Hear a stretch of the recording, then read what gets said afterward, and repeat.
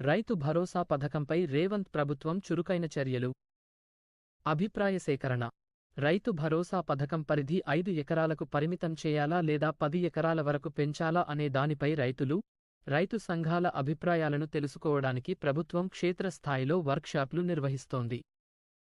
Work shop schedule: July 10 Khammam, July 11 Adilabad, July 12 Mahabubnagar, July 15 Warangal, July 16 Medak, July 18 Nizamabad, July 19 Karimnagar, July 22 Nalgonda, July 23 Rangareddy.